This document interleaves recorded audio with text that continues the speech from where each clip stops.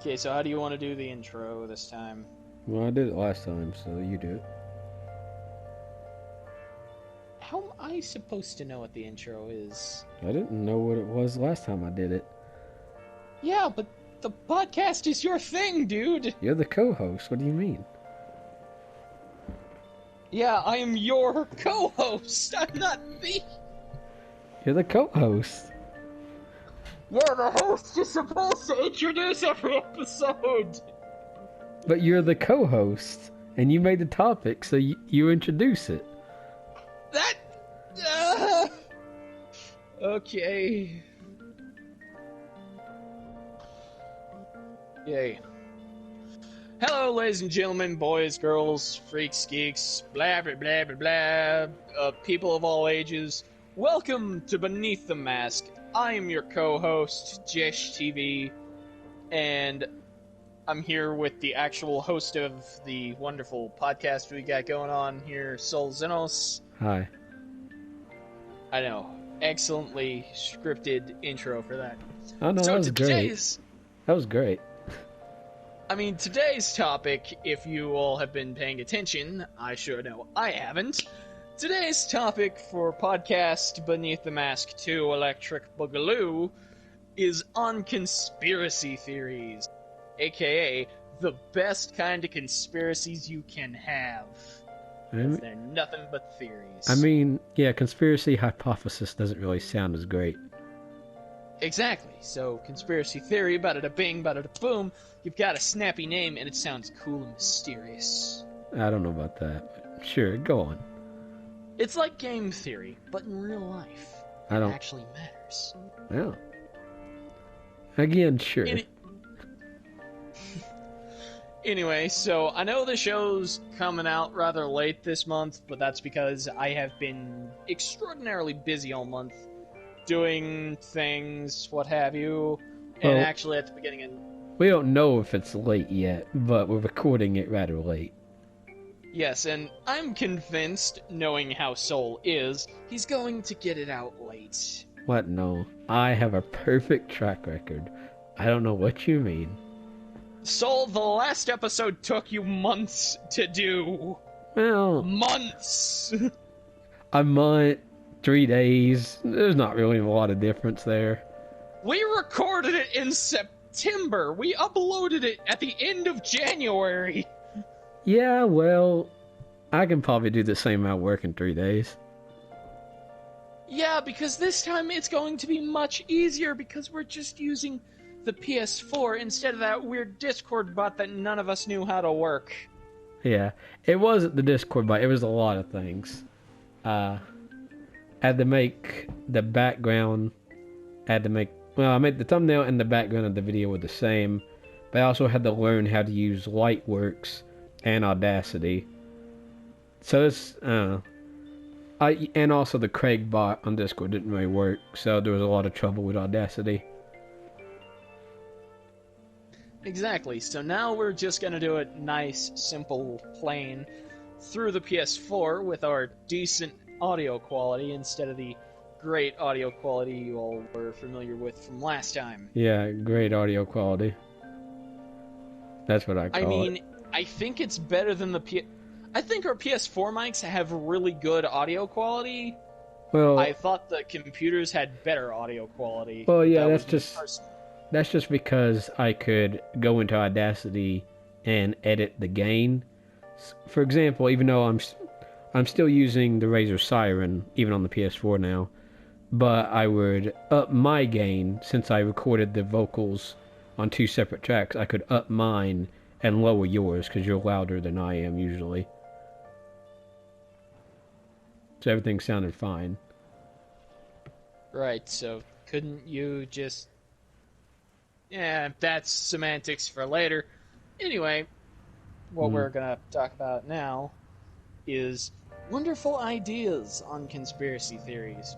So, first off, Soul, I think we need to talk about why anyone should even care about a conspiracy theory. My answer is they shouldn't, but you go ahead. Okay, my answer is very similar to Soul's here with you shouldn't really care because we can't prove that the governments have done this or that this happened or that that happened. So it kind of boils down to a point where we're just speculating for fun. We cannot confirm nor deny that this has happened. I mean, However, most of it them is... I'll just deny it's total bullshit, but you know. But anyway, still, we can at least speculate and have fun with this, because I'm personally a major fan of conspiracies myself. I love going on YouTube, looking at conspiracy theory rant videos. I like and making just fun of hearing how conspiracy solid- theorists, so we have a lot in common. I mean, I don't like making fun of them, I just kind of like watching them, because they can be interesting. I guess it's Okay. more specific ones that I make fun of. You know what I'm talking about. That's later, though. Yeah, that's once again semantics for later. However, right now, I think we should move on to our first topic of the day. Mm-hmm. JFK shot first. Of course. Yeah. This is a theory that I am contractually obligated in my contract to point out almost any time I talk about conspiracy theories. It's true. The reason I say almost is there was like that one time that I was talking with a dude about conspiracy theories, and we just never came along to JFK for some reason. Still not sure why. Anyway, so the theory goes something like this. JFK, he had literally made everyone that wanted him dead angry, and he walked into the worst place humanly possible. Kentucky? No, Texas. Oh, yeah. That makes more sense. Kentucky is just... It's Kentucky. It's weird. It's They gooey, turned- it's disgusting and rain. Everybody knows when JFK walked into Kentucky, they made him into fried chicken. He was shot in a moving car at the Union Depository. So was most of the chicken at KFC. What's your point? That's not how KFC cooks chicken. You're right. Not It's at not all. chicken in the first place. That's what they're trying to get you. Yeah, it didn't happen. Well, You didn't hear nothing. good to see Souls getting in on the conspiracy theories just as much as I am trying to say KFC isn't actually chicken, it's people. Might be. That's why actually tastes as good sometimes. I mean, what? Soul, are you a cannibal? It's not cannibalism if I'm not human. Yeah, but, I mean... That... I see nothing How wrong could with you- this. Continue with your conspiracy theories, Joshua. It is pronounced Jesh. I do not go by Joshua or Joshua. You Because are everyone Joshua. knows that adding the UA onto my name, it's just bad, it's terrible, and you should never do it because it never sounds normal. Yeah, Just that's- say Josh or Jesh. Yeah, I know. That's why I do it. Yeah, Continue, and it's Joshua. annoying. Continue, Joshua. No, I won't. Call me by my name. Say it. Say my name. Joshua Flaccid TV. No! We covered this in the For Honor video. That's not my name. Say my name. Joshua Dr. Flaccid Dick PhD TV. No! You're still wrong, somehow. I don't- I'm pretty sure that's what's on your birth certificate. No, it's just Jesh... Oh, God, it's just Jesh TV. Joshua. God. Okay, I mean- anyway, I'm gonna give this up because we'll be here for 3 hours No. arguing about my name. You could argue about my name. Soul Xenos. Short, sweet, rolls off the tongue, ladies love it. No, they don't. And no, it does not. Ah. Anyway, just talk about fucking...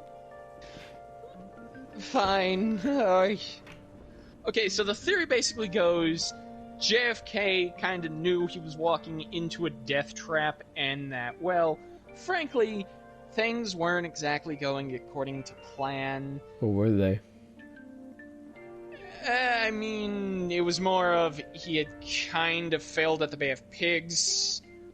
He made the mob very angry. I forget exactly what that was. It's been a long time since I've actually dove into this theory.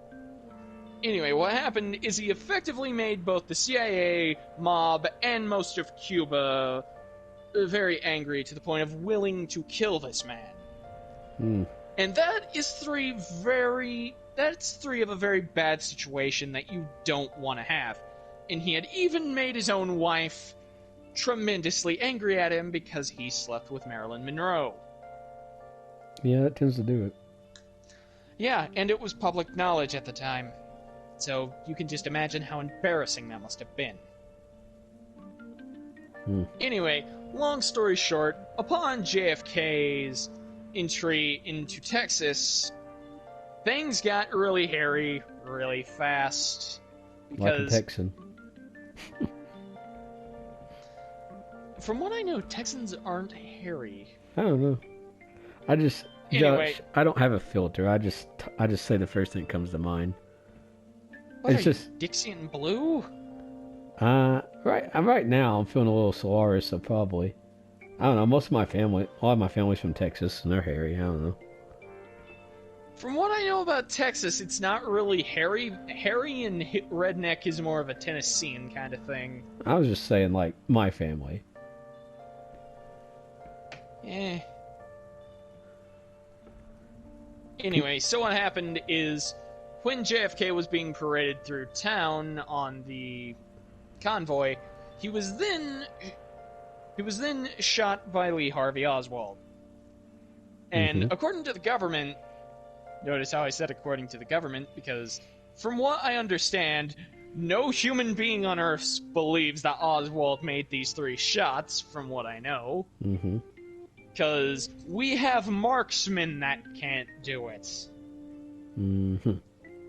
And the 3 shots, when fired, from my memory, the first one missed, the second one went through his throat, and the third one bounced around the car before hitting him in the back of the head, blowing chunks of his brain matter and the back of his head onto the back of the car, thus kind of killing him. I would hope so. Not sure if it was instant or he died at the hospital. I mean, if your fucking gray matter is shattered, I would hope you'd be dead. But... yeah, I would hope you would be too. You wouldn't have to suffer through that. However, I am not entirely sure of when exactly he died, whether it was like instantly when the bullet hit him, or if it was like he died on the way to the hospital.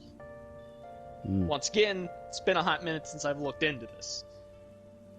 But there are many theories around who killed JFK. Some people think Oswald did it, but there were other people around. Some people think it was the Umbrella Man, which was probably my favorite conspiracy for a long time, because the thing is, let me just set the stage for you, Soul. It is a bright, sunny day out, right? Sun's shining, birds are chirping, flowers are blooming. Stop it. Then all of a suddenly, there's this guy, straight up 3-piece suit with an open umbrella, when there is no call for rain, and it's beaming sun, and it's hot, and it's in the middle of Texas. It's boiling. I mean, he could have xenodermatitis. Excuse me? It's a skin condition that basically makes them like vampires, where they're allergic to sunlight. I thought that was like I thought that was sort of like being albino, with like your hair being like so light that when it's like a bright sunny day out, it actually hurts to be under the sun because your hair heats up. No, I don't know if I used the right word, but that is a condition, and that I don't know if they even had oils that you would put on your skin were probably pretty expensive back then, so a lot of people would wear like a lot of clothing or something to keep shade on them to keep their skin from boiling. Okay, now you see, that could actually be a believable excuse, because I actually have never heard of this skin condition, as I just... It's pretty rare. Yeah. So, it's like, that is a possibility, however unlikely. But still, the fact that it was a giant open black umbrella in a black three-piece suit, it just has all those kind of sketchy conditions of, hey, this guy is kind of up to something. Mm. And here's where it gets weirder and it kind of shoots down your theory. Mm-hmm. Because after JFK's assassination, this guy sat down on the concrete while everyone was running away and closed his umbrella and sat there for a minute, as far as I know. Mm-hmm. And then he just kind of disappeared. Maybe he was a vampire. I mean, I doubt that.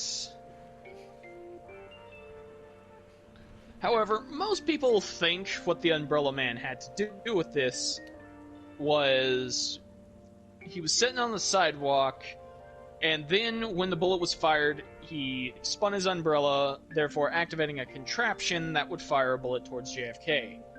Now, the designs for this look ridiculous. Mm-hmm. And the theory itself is especially ridiculous until you take into one small fact. Mm-hmm. Right before the bullets were shot, the Umbrella Man supposedly spun his umbrella. Like, actually, you can see in the footage he slightly turns. So what was this dude? A Kingsman? Like... That's what the theory would apparently suggest, is he was pulling some Kingsman kind of crap. Right. However, it just seems a little too ridiculous for me to believe now, but when I was in high school, which was like a year ago, keep in mind, like up until like my sophomore year, I was almost like, I think he had something to do with it. Not it was sure Galahad. exactly what. Galahad did it. No, but it's like, I'm not sure exactly what he has to do with it, but he just seems too suspicious. Hmm. And this is something else I want to talk about. One of the the big two sides that I wanted to bring up in this first one, because we'll return to JFK soon enough, as you can probably imagine. But there's this lady. Her name is the Babushka lady.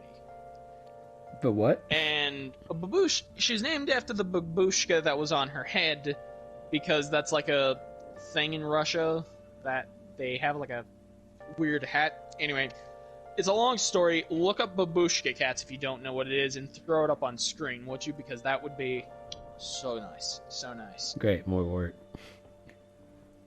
Yeah. You see, I'm getting you all that good content.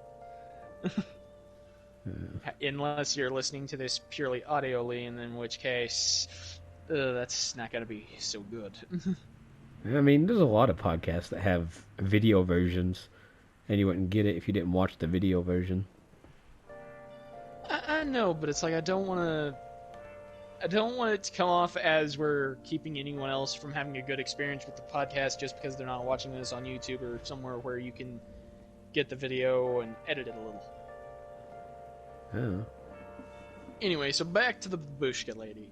What happened to her is she took pictures of the assassination from an angle that you cannot see in the Zimbruder film, which is the most famous film reel of this event, because this was being broadcasted on television. Okay. And she took pictures of it with the camera.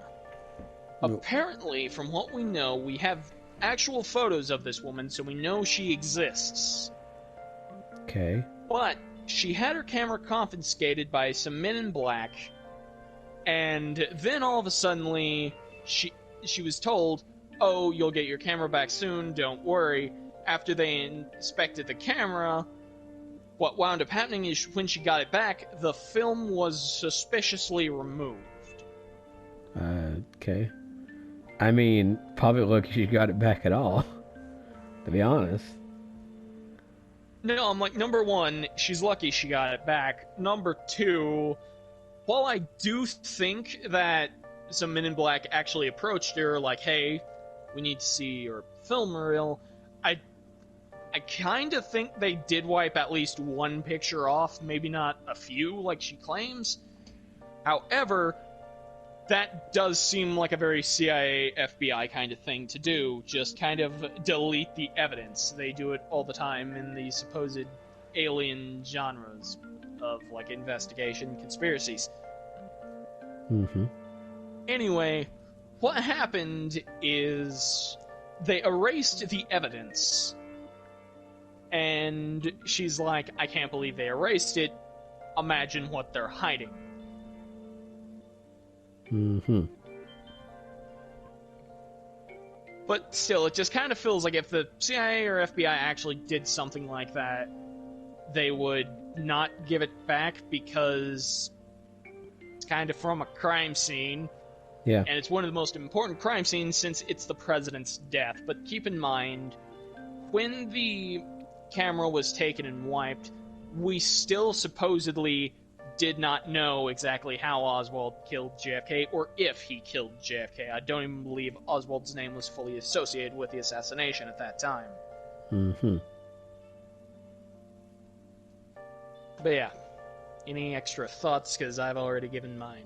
Every time you said Oswald, I just kept thinking of that old Disney character that Mickey replaced. Oh, God. I can just see him now. Like, Mickey Mouse is JFK and he's loading the gun. Yeah. Oh, God, that's terrifying. And Goofy's the guy with the umbrella. Oh. God, that would be terrible. Hurry up. Die, Mickey.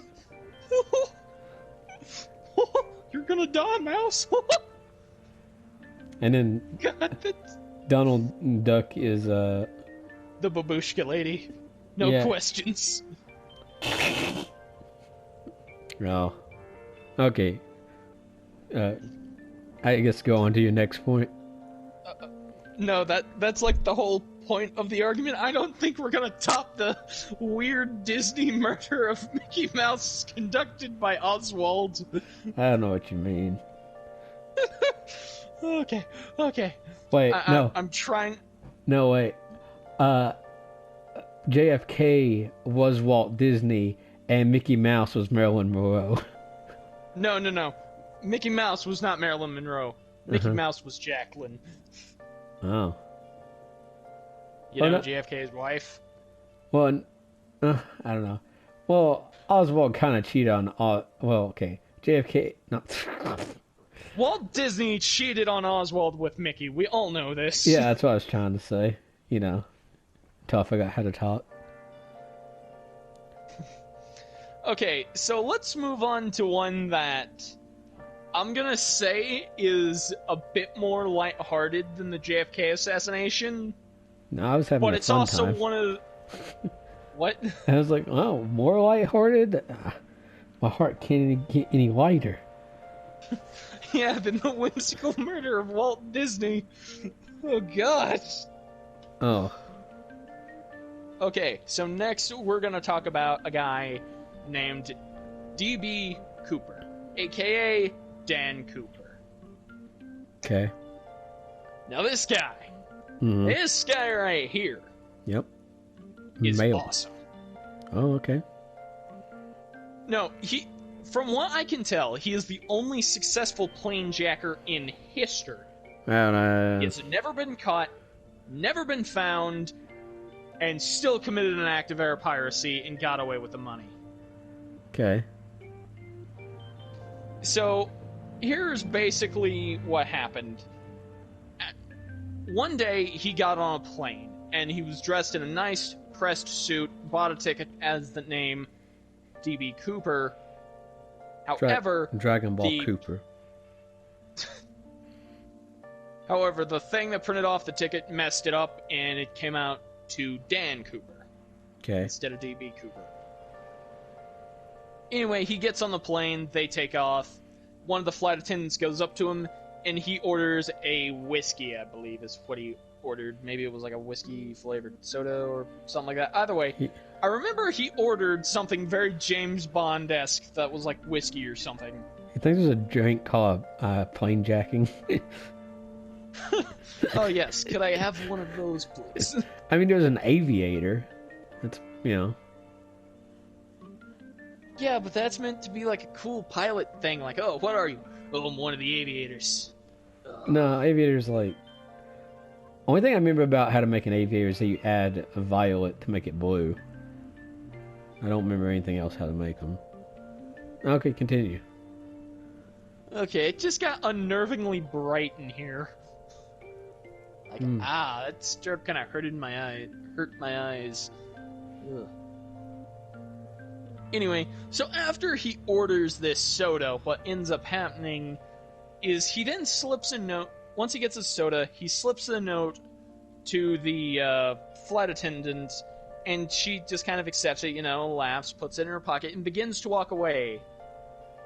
Mm-hmm. Then he says, "Pardon me, miss. You're going to want to open that. It's important. I have a bomb. Take a seat." Now, the passengers... Takes the seat and walks out of the plane. The worst dad joke ever. No, but what happens... She then sits down this seat, kind of shocked, this guy just said he has a bomb. And he opens his suitcase, revealing a thing of red tubes and wires and all other kinds of stuff, vaguely resembling a bomb. Mm-hmm. Keep in mind, at the time this was occurring... Yeah. I don't think people were very familiar with what a bomb looked like, it was more... The average person probably still doesn't know what a bomb looks like. Fair enough, but still, back then I think like the most common interpretation was a bomb was a bunch of TNT strapped together on a timer. Yeah.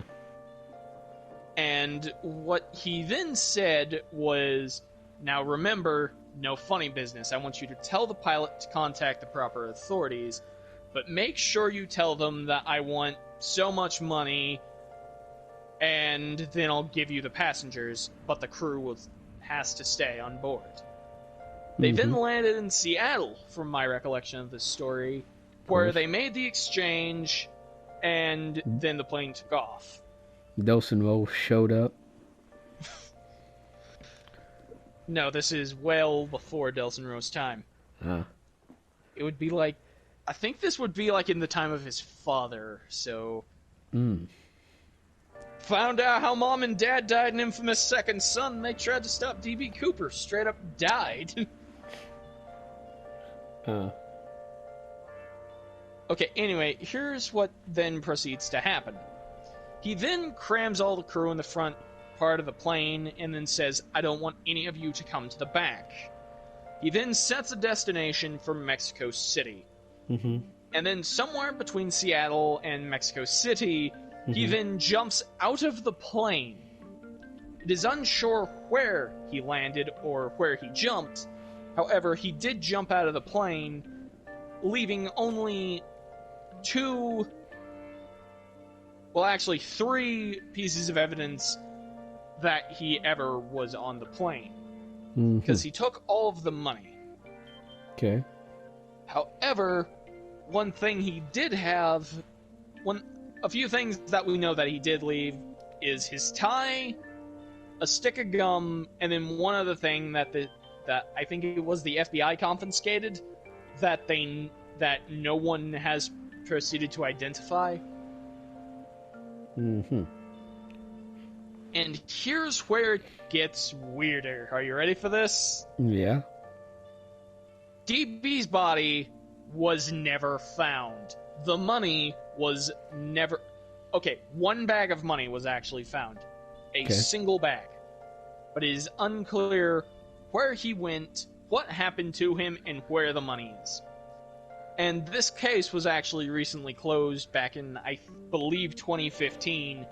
But the file they had on it was an extremely long file because there had been so many quote-unquote deathbed confessions, all that other good stuff.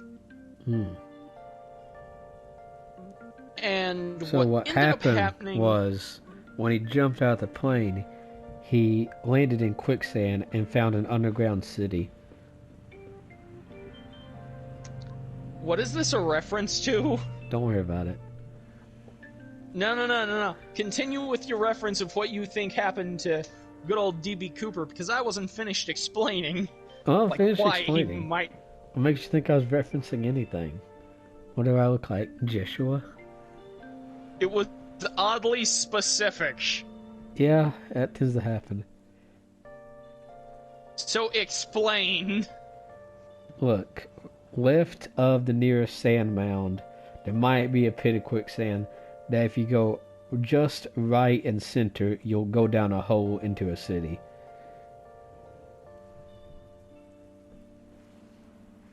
Don't worry Someone about in the comments, please tell me what he's referencing, because I don't even What makes know. you think I'm referencing anything? I could just be making up bullshit. It's way too specific. I'm good at bullshitting. I don't know what you mean.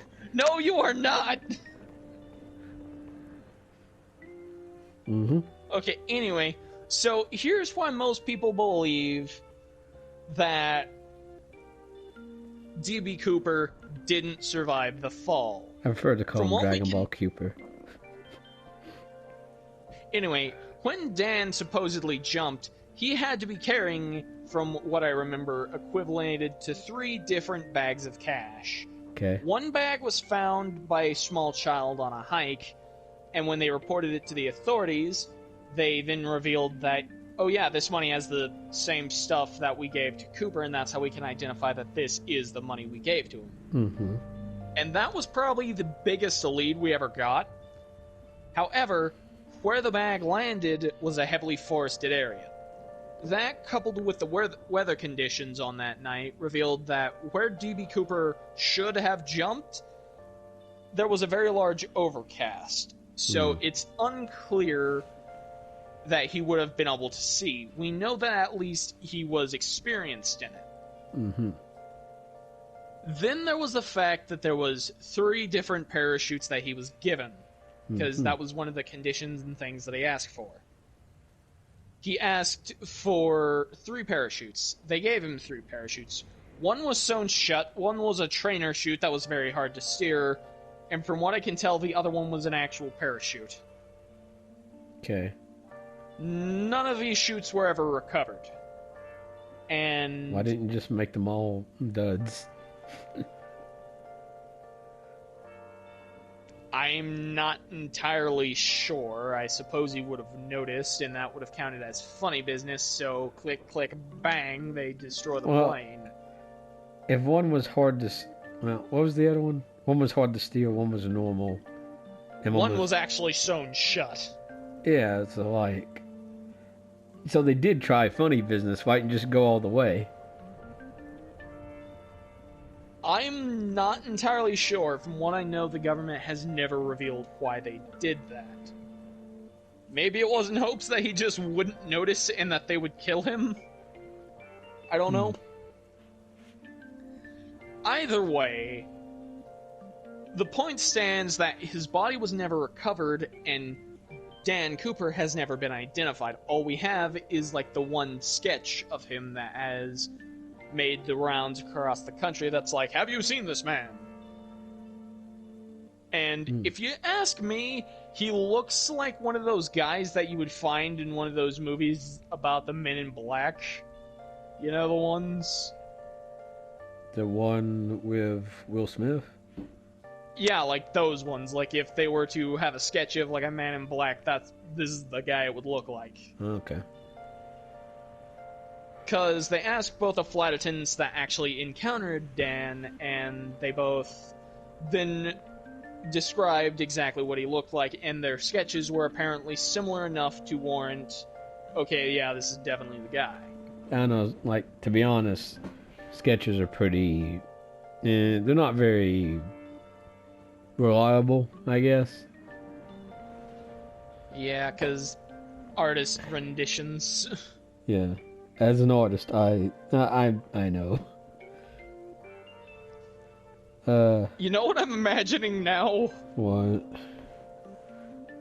Like, the artist took liberties with Dan's appearance, And they were trying to describe, like, this super fat guy. But the guy that was doing the sketch was, like, recently out of art school. So he was like, okay, want to impress the boss. You know what? I think his eyebrows would look better like this. Yeah, or, you know, I don't know, just a giant fat guy doing this doesn't seem right. Let's make him super skinny, make him a little bit muscular. This is gonna impress the bosses, I assure you. Blue eyes would stand out much more than brown. Yeah, let's just throw in Heterochroma Iridium for the sake of it, because it just looks cooler. Give him a little Sharingan. Anyway, so this story is not quite over yet, because I just love this one. This is one of my favorites. Sure. Okay, so the last thing I want to talk about is one guy. After hearing about D.B. Cooper, was absolutely convinced that his brother was the famous jumper. But here's the problem, because this could just be the ramblings of a madman. But then the fact comes in. A bit of a deathbed confession, though, so it kind of loses value in my regard. How so? What happens is, on his deathbed, he then looks at his brother, pulls him close, and then says, I have something important to tell you, but I can't. Okay. And then, when his brother was pleading with him, asking him to tell him, he just didn't respond to him and died, as far as I can tell. So his brother never found out what he was going to tell him. And his brother takes this as, oh yeah, he was telling me he was D.B. Cooper. That's what it was. To me, that doesn't quite make sense. I mean, what if the thing you wanted to tell him was, by the way, the milk in the fridge is expired? Or, delete my internet history, burn the box under my bed! Okay, let's set up a scene. You're like, I don't know, 40 years old, you're dying of some terminal illness, you got like 2 minutes. What do you tell me? Soul, I need you to delete something important. Yeah. Delete my browser history, dear God! I think Second off. Yeah, no, okay, continue. Second off, break my TVs. I don't want anyone getting any of the 3. Third off, make sure my dog is taken care of. Jesse needs a good home. Okay. Well, at that time, it wouldn't be Jesse. It would be... Yeah, but you'd be dead by then. Alfonso. Alfonso. Yes, because I would get a puppy and name him Alfonso. Alfonso. Or maybe Zorro. Ezio. My name is Ezio Auditore da Firenze. You killed my father.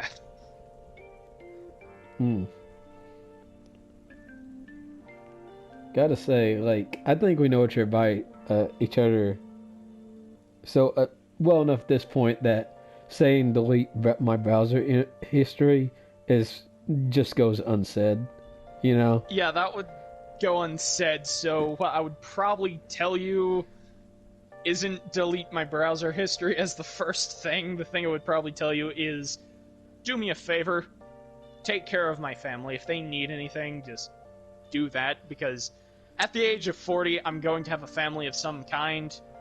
Probably an assortment of dogs or cats. Okay. Now, what do you think I would tell you on my deathbed?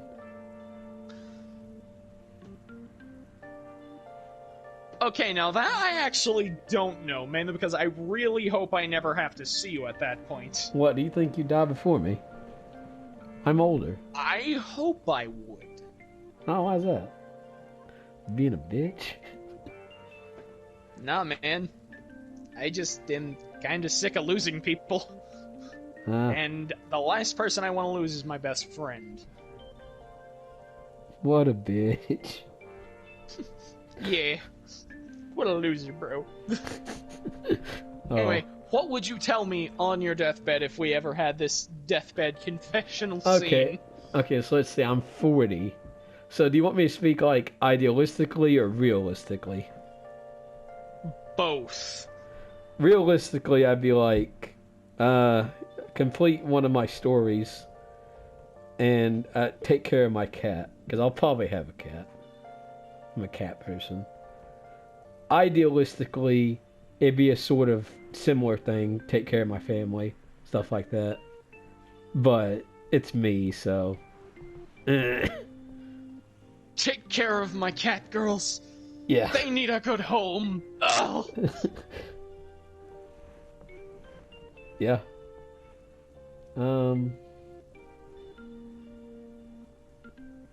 Yeah. What? Anyway, back to good old D.B. Cooper and that sweet deathbed confessional. Actually, what he wanted to confess was he was a cat ghoul. Oh my god!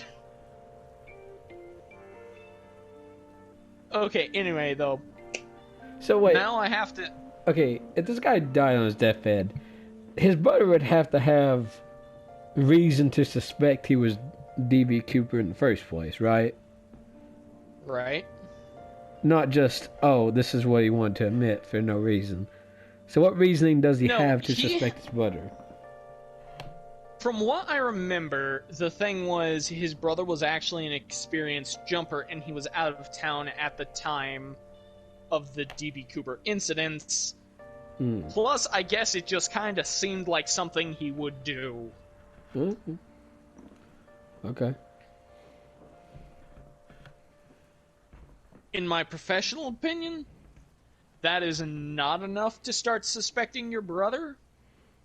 But there's probably more reasoning that I'm not listing that's a bit more narrow.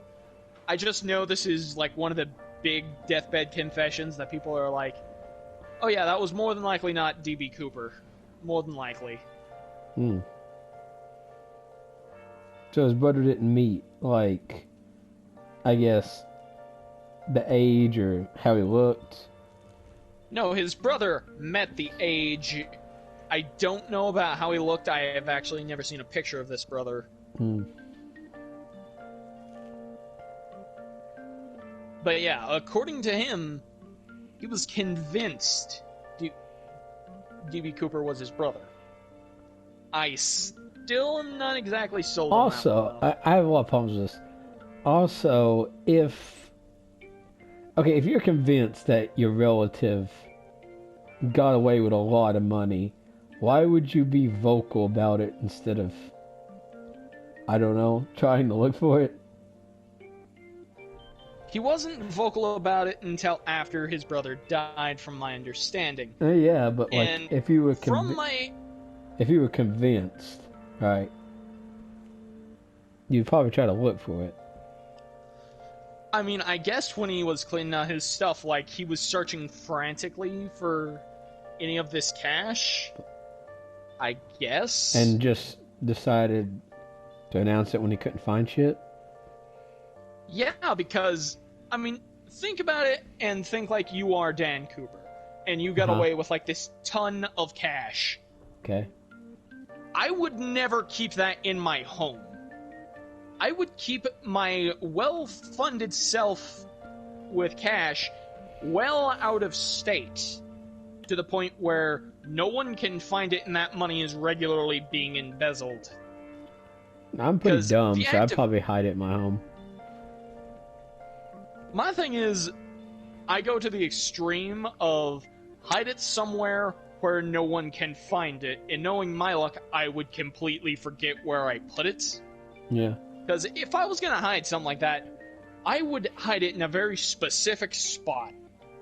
And I would do one thing to make sure I could find it that would be blown away by the wind or some kind of an animal.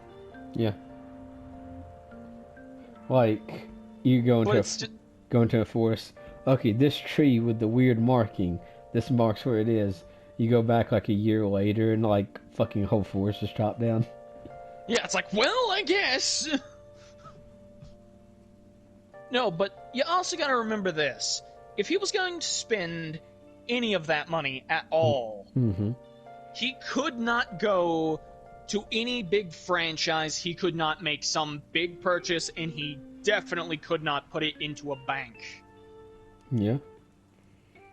I mean, I guess he could spend it at like a franchise at like a Hardee's or a Walmart or something, because they don't regularly like check the numbers to see if you're an Also, international what year was this? criminal or man of mystery. What year was this? 1 second, let me look it up on my handy dandy mobile device here. Okay. Dan Cooper airjacking. We are only the utmost professional here at Beneath the Mask. Mm-hmm. After 48... Okay, so this was something like 48 years ago from... So this was like 49 years ago. Okay. 1971. So that would change a little bit on how money was tracked. Yeah, that would change a little bit, but the thing is, they still had the serial numbers on the cash. Mm. If he were to put it in a bank, banks check the serial numbers because they have to. Because they have to upload it in some kind of database or file. Hmm. As far as I know. I'm not entirely certain on how that works. But I would think because they did release, like, as far as I know, they released the serial numbers for the money of Dan Cooper. Mm-hmm. Like, they released all the serial numbers for that. So I imagine, like, banks would be the first places they would go, because they say, oh, this guy's probably an idiot, and he has thought of everything, but he's going to put it in a bank somewhere. How do you launder? My thing is... How do you launder money? What? Or, money laundering? Oh, yeah, money laundering. That would be, like, the first thing you would have to do with that cash, right? Mm-hmm. So, money laundering is more of like... If I went into a store, bought a packet of bubblegum that was $1, and that was... Say I went into the store, bought a pack of bubblegum that was $1, Mm-hmm. I get back $4. That's a new $4, and what I just spent is now in their system, meaning it's no longer tied to me. Mm-hmm. Unless someone goes, hey, who gave you this specific dollar? And 9 times out of 10, the store clerk isn't going to remember where they get a specific bill of cash. Yeah. But the thing is, the whole idea behind money laundering is, yes, you're going to be getting back less than you actually stole. However, 1 second, I just got a text here. Professionalism. Yes, professionalism. But what's going to happen is you're going to launder this money, but the whole idea is you're getting new bills. Bills. Yes, you're going to get new bills. No, but you're going to get new bills, obviously. Yeah. I mean, that seems like the most effective plan in that. Rather than burying it in your yard.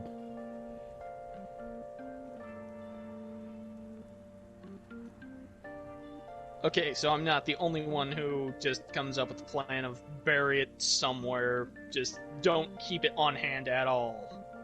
I don't know. Wandering just seems like a better plan. Yeah. Alright, I need you to pause it, save the video. I gotta go do something real quick, alright? And it's been, 2 days? It's been 2 days? No, it's been a day. Has it? I'm not good with time. I thought we spoke yesterday. No, I don't think we did. Ow. Oh no. Oh no. Oh no. Oh no. Christopher Walken. Oh no.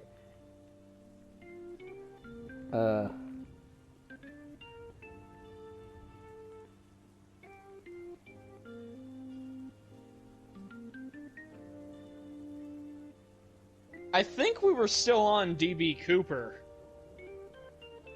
I don't know. Yeah, we were still on DB Cooper because I made the comment about making things get lighthearted. Okay. I mean... Yeah, I was about to ask you for your thoughts on the whole situation.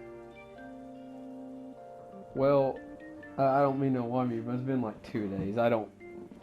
He was the guy that got away with You know, the plane jacking. I remember the story, but I don't remember what my thoughts on it were. Well, form an opinion on it. Form an opinion on something that I don't. I mean, sure. All I remember is us talking about something about on our deathbeds. I don't have a very good memory. Okay, let's just switch over to the next one. Well, and let's get this thing started. Okay, it's been like 5 minutes for a listener, but it's been 2 days for me. Yeah, it's been 2 days for us, because I've been incredibly busy, believe it or not. Joshua's Believe It or Don't. So today on podcast Beneath the Mask Part 2 Electric Boogaloo, today we are talking about the colony of Roanoke. Cool. Tell me, Soul, how familiar are you with stuff just disappearing from the face of the earth? Probably more than I'd like to admit. Alright. Well, have you ever misplaced your keys? No. Perhaps misplaced your phone and not been able to find it for a good 3 hours? You know damn well I have. Exactly. This guy, he somehow managed to misplace his entire colony.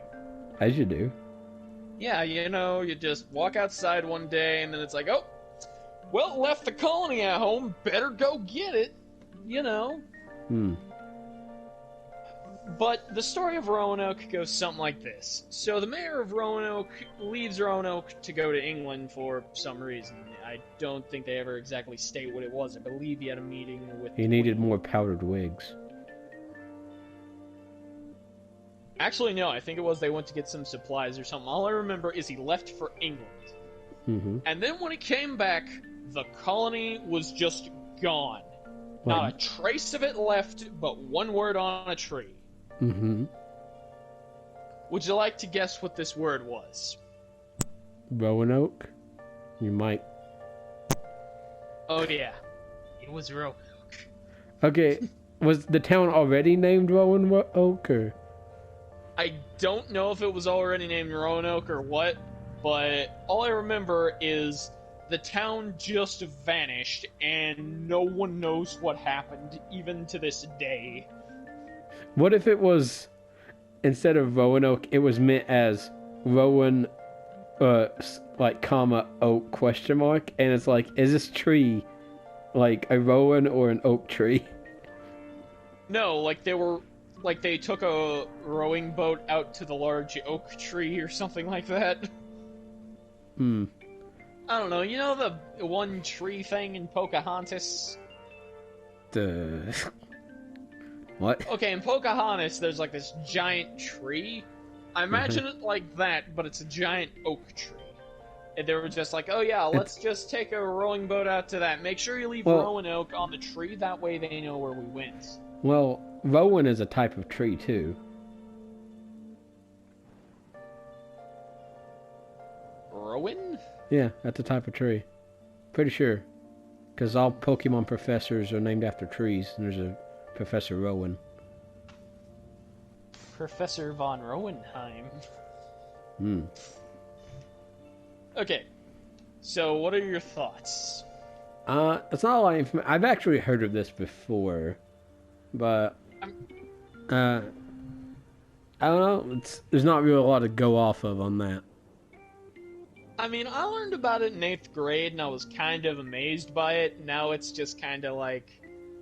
I mean, don't get me wrong, that's weird. But at the same time, I can think of 4 or 5 things that could have happened.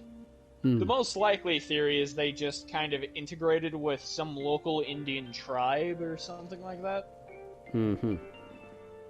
However, what gets me is the fact that they disappeared and there was not a trace of them left. Like, maybe not just even didn't... markings on the ground signifying where everything was. They were just gone. If something I've learned is that truth is not as interesting as you know, what actually It's not going to be as interesting as what it appears to be. So it's just as likely they just didn't like this guy and all up and left. I don't know. I mean, could you imagine that? Just straight up Truman showing someone. They just leave for a day and everyone vanishes. Yeah.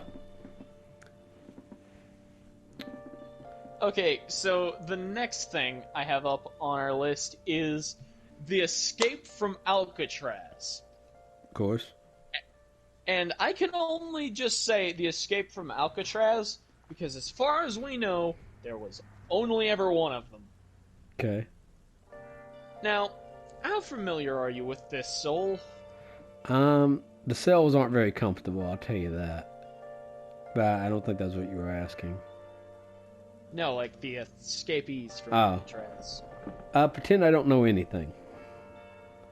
Okay, so allow me to set the stage for you. Mm-hmm. It's a dark and stormy night. Of course. 3 prisoners have chiseled out the ventilation shaft in their walls with drills, spoons, and whatever else they could find. Can you chisel with a drill?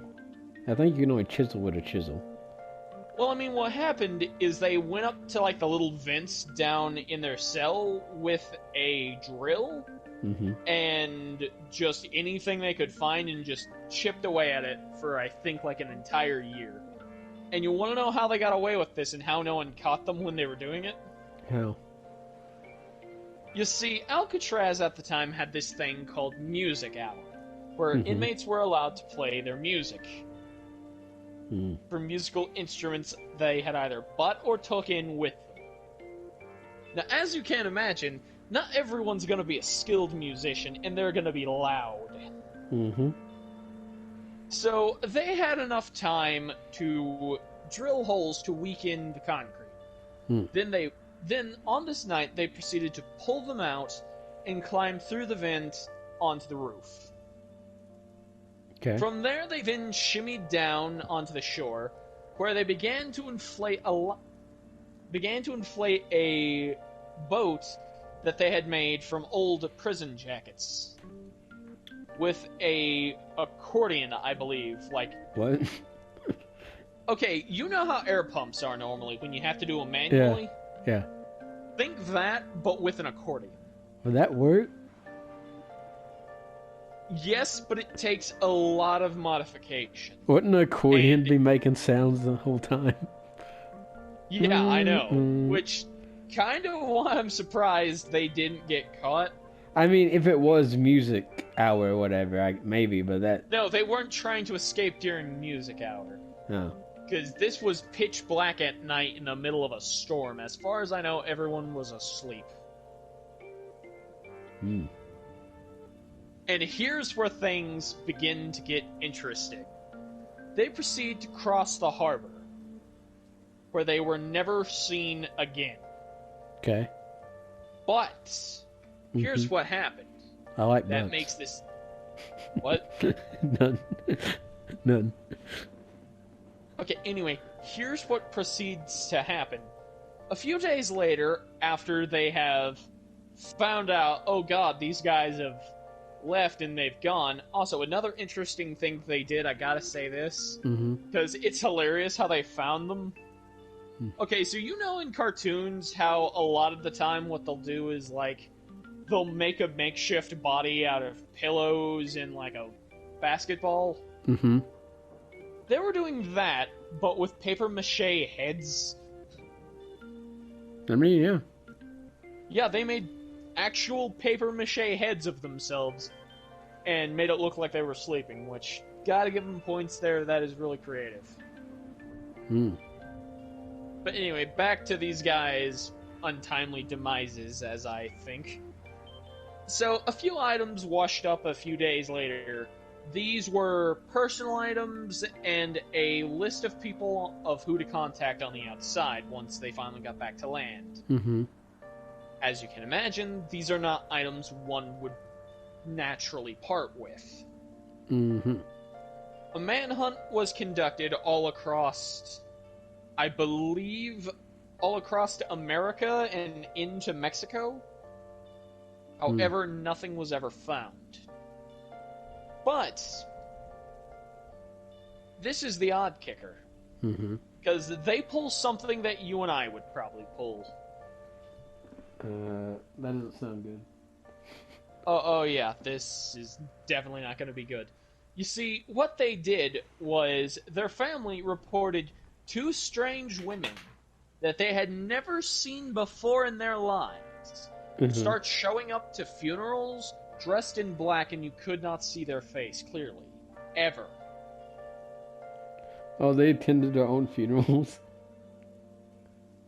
I mean, I'm gonna be honest, I would want to attend my own funeral, but these weren't at, like, their funerals. Oh. These were more of, like, friends and family. Oh. I was gonna say, that's some Sherlock Holmes, Joseph Joestar shit. Oh yeah, definitely. But the thing is, I don't think these were the prisoners. Mm-hmm. I kind of think these were just, like, people that dressed as women. I don't know, maybe they get, like, a cut of fame out of it, or who knows?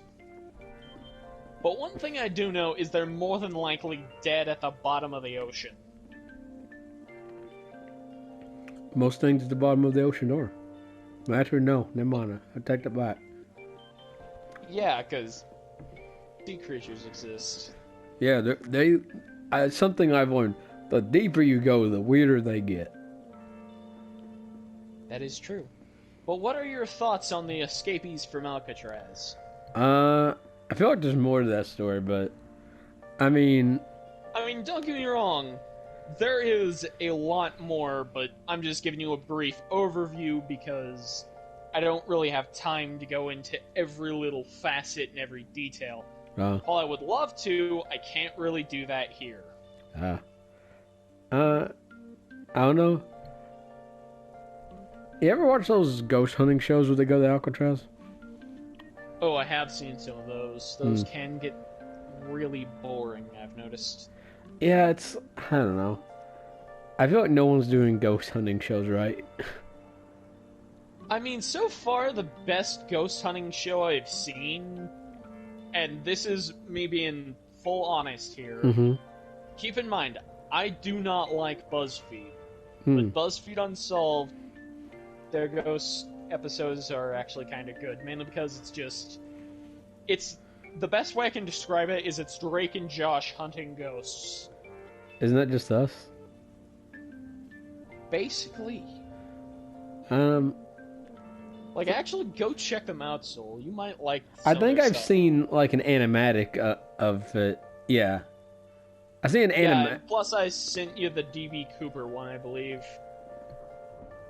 Yeah, I actually didn't watch that, to be honest with you. I forgot.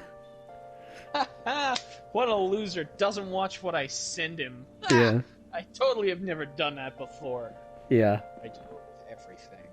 I'd just say, it doesn't seem like anyone's doing ghost hunting right, because they're either A, really boring, or they take things too serious. Way out of proportion. Yeah, it's like, oh my god, the wind rustled. Yeah, it's like, don't get me wrong. I've said this to you before, but if I had a ghost hunting show, I would be going to disprove ghost. And that's I don't know. That just seems like a much more logical thing to do.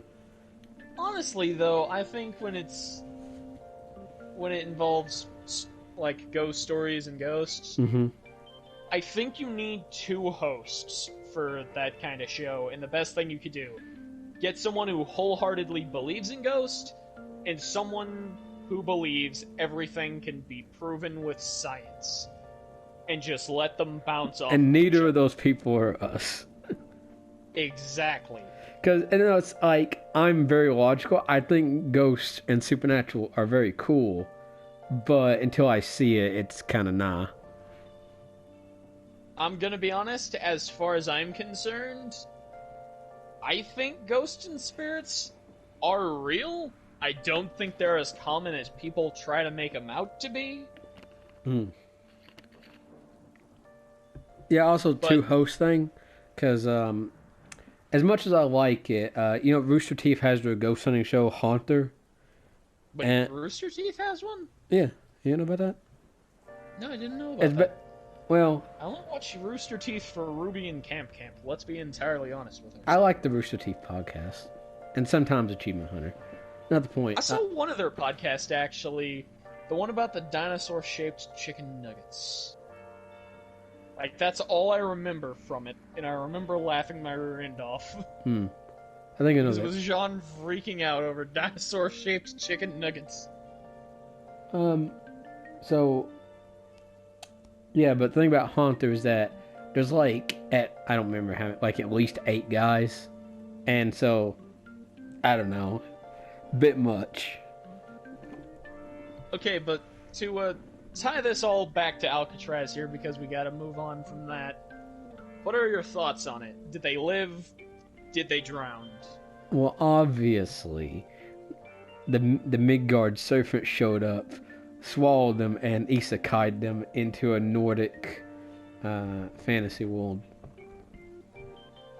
Now, what actually happened is they found some sort of weird arena made out of netherrack and obsidian, Yeah. where they then encountered their shadows and proceeded to try to stab each other to death. For those of you who aren't paying attention, this might be a reference. No, I deny the validity of your reference. Who knows? They might have gone to Valhalla. Oh, fuck off. I don't know. Fuck off. Let's get that ending, gamer girls. Gamer goals don't exist. Silly Josh. Oh, my bad. It's like female weebs. They just don't exist. Right. Come to think of it, they're kind of like ghosts. Hey, I seen a ghost once. Was it the ghost of a gamer girl? No, that's ludicrous. Exactly, because they can't exist! Anyway, on to our next subject, which is actually a bit more lighthearted, a bit more fun for the family all around. Yeah. Tell me, Soul. Mm-hmm. Do you remember Treasure Planet? Fuck, Treasure Planet is my shit. I don't care. Okay, glad we can both agree on something. Best Disney movie by far. So this theory goes that the long-awaited passion project, Treasure Planet, was sent out to die. And the reason we say this is it came out it had to compete with Harry Potter, which already you're walking into the line of fire when that happens. Yep. Not to mention, there were like new heads at Disney at the time, so they had no reason to like keep up with older directors and their passion projects. But what's the theory? The theory is Disney let them finish it because it was already over budget, so they just let them finish it, sent it out to die because they had a deal. The deal was, we'll make whatever you want so long as we can make Treasure Planet. If it turns out to be a hit, we can do a sequel. If not, we'll drop the idea here and never bring it up again. They made it. It's a beautiful and amazing movie. If you haven't seen it, go watch it. However, it bombed. The trailers revealed all of the plot twists, and anything that the movie had going for it fell apart because of the mismanagement of the trailers and just how everything was handled. Your thoughts, Soul? I don't think that's much of a theory. It's more that happened. I mean, it's kind of a conspiracy theory because Disney has never gone forth and said, yeah, we did that. That's totally a thing Disney would do. I don't care. I mean, it totally is, and I firmly believe that's what happened, so... On to our next subject. What's your favorite scene in Treasure Planet? Okay, so you know the intro where he's, like, going through a canyon on his hover glider? Yeah. I would have to say that, mainly because I love the animation. That it's gorgeous. I haven't watched Treasure Planet in years, but I remember when I was a kid and would watch it constantly. my favorite scene was, you know, the hologram thing? Oh yeah, the hologram book. Yeah, that was mine. Uh, Probably have a Jeffrey different Flynn one. is such Now, I'd probably have a different one nowadays, but yeah. Alright, kiddos. I'm older than you, but Now yeah. we're going back to the dark stuff before getting a little hit of the good old-fashioned light comedic comedy duo that is our lives. Sure. Oswald was set up. Didn't we discuss this? We already discussed JFK and who assassinated JFK, but Oswald being set up, this is a different subject entirely. This is one that I believe. Because Oswald, he had a history of... He was not very U.S. friendly. He had tried to denounce his citizenship the year prior before being deported back to America.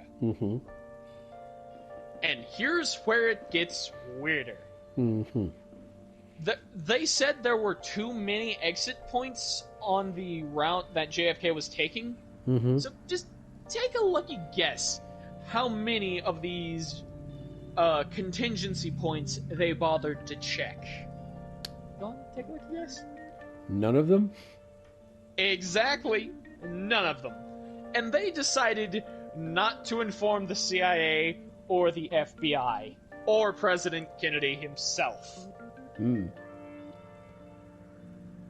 Now, And it's not the best idea. Or maybe it was. I don't know.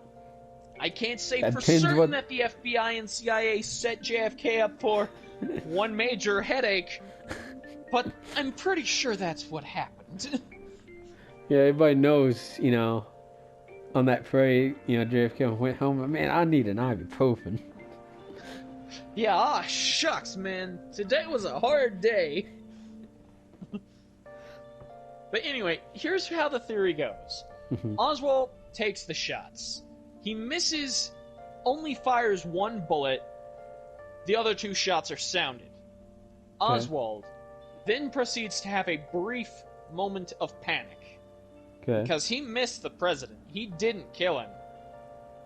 But he was supposed to be the only shooter. And Oswald, who was working for the mob at the time, then realizes, oh dear God, I'm the fall guy.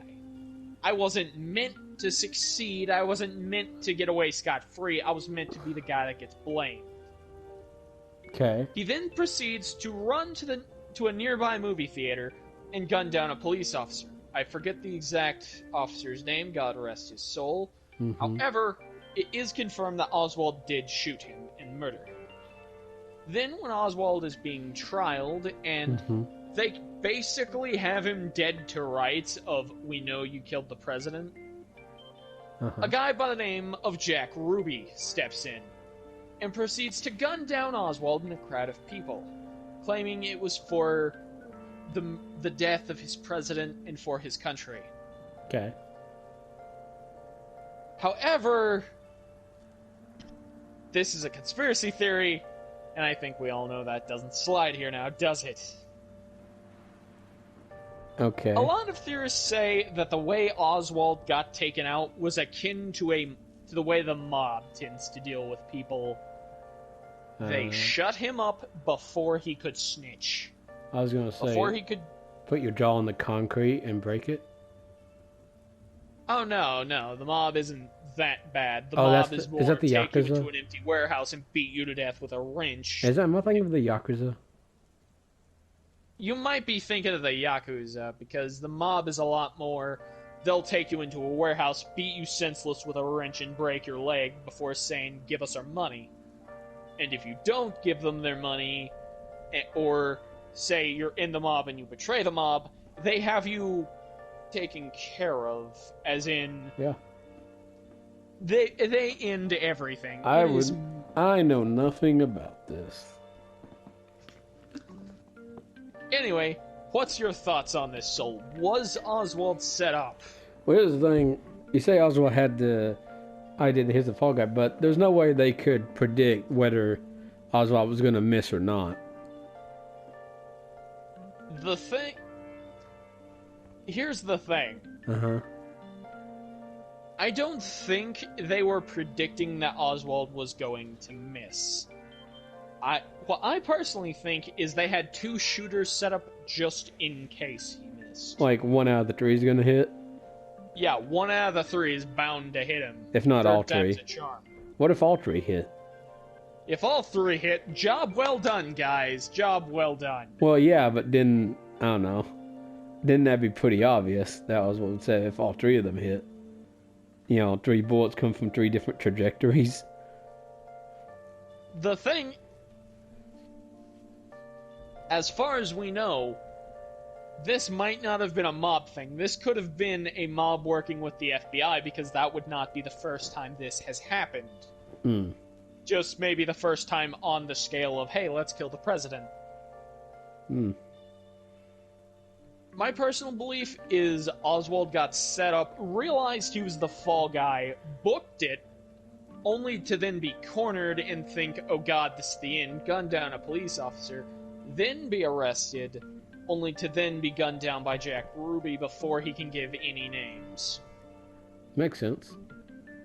Because, like, I'm gonna be honest, when it comes to the mob, if you know you're getting the chair and you're not gonna go out of this alive, which, after killing the president, I'd say 9 times out of 10, you're a dead man already if you're in police custody.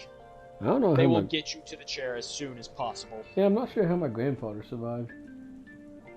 Wait, your grandfather? What? Well, I think I told you this story. Well, my grandfather, I don't know a lot about my grandfather, but from what I know, he was in jail for killing a man, and he got out after a year, and he would always move around.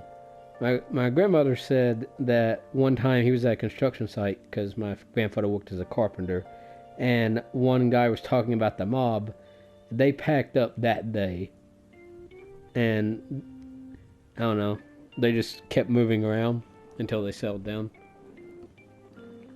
Okay, so that's the thing about the mob. Most likely, what it was my grandfather killed a man. He was in the mob. He gave information to get out, and yeah. Yeah, I mean, that would explain why he's on the run, but if the mob wants you dead, they're gonna find you. Like, no matter where you go to hide. Yeah. Or at least after he died, a man in black suits showed up at my house. And that, kids, is how you know your family is maybe up to some shady stuff with the mob. Yeah, well. Also, he would get, like, calls. Like he had just moved to, I think it wasn't Texas at the time, I don't remember. But they had just moved there, and he got a call from a hospital he hadn't been to yet, where, like, got his information in, and they called asking for him to donate blood, because he apparently had a rare blood type. Okay, now you see, that actually doesn't sound like the mob. That actually sounds No, like but that just sounds hospitals. weird. Like, I mean, that does sound weird ever so naturally, but then again, hospitals do occasionally need, like, a universal donor or something like that, so they will ask people that they know have that blood type, because I believe when you transfer your address to one of the local hospitals, at least, like, the local government-run hospital or state-run hospital gets your information. well, you gotta remember that, like, for one, that was a long time ago, and two, they had basically just got there. That is true, but you also gotta remember, as of World War I, we knew what blood types was. Because, Pretty sure knew what blood types were before that. No, we knew what blood types were, like, a little bit before World War I, but I think they mainly started to pick up traction in World War I. In Japan, Because... in Japan, you see a lot of things of the blood type listed for a lot of characters, because blood types in Japan is like what the Zodiac signs are in the West. Like they think it dictates your personality.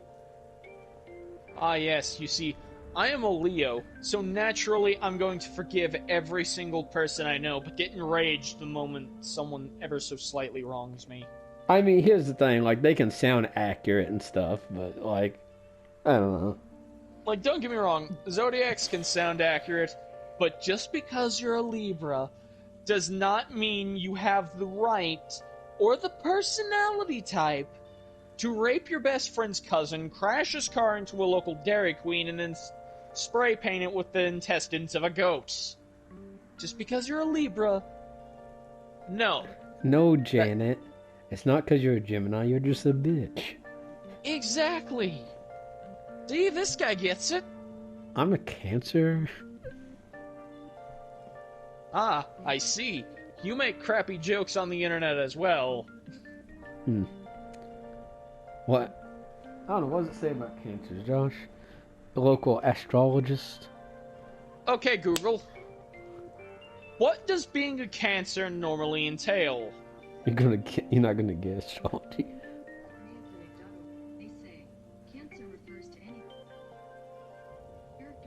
No, Google, wrong Cancer. No, stop. Cancer means you get crushed under Hercules' foot. Okay, Google. What does the Cancer sign mean your personality is? They say Cancers are highly intuitive and tangible spaces. For instance, Cancers can effortlessly pick up the energies of a room. These crabs are highly sensitive to their as well as extremely self-protective. Okay, so basically what all that mumbo jumbo meant is you have telekinesis if you are Cancer. Are they wrong? I mean, I'm pretty sure they're wrong, but hey, what do I know? I don't know. I've been known to do some weird stuff. Okay, so we've gotten well off track about talking about Oswald. Oswald was probably a Cancer. No, he was a Libra because he had the intent of murder in his eye. Right. Okay, so we're gonna move on to something else because we've gotten so far removed from Oswald, there's no reason... I was still imagining the Disney character the whole time you were talking about him. Oh, God. Yeah, by the way, I'm never going to be able to unsee that. I hope you know this. Good. Good. Okay, so next, we're actually moving on to one of our favorite, wonderful authors from the land of the rising sun, Hidehiko Araki. What does this have to do with conspiracy theories? Because it's a conspiracy, because... No, you just wanted to make a JoJo's reference. What? No! It's not like I try to make a JoJo's reference in every one of our podcasts. I totally would never try that. I mean... To be honest, we probably have a reference already. I just haven't mentioned it.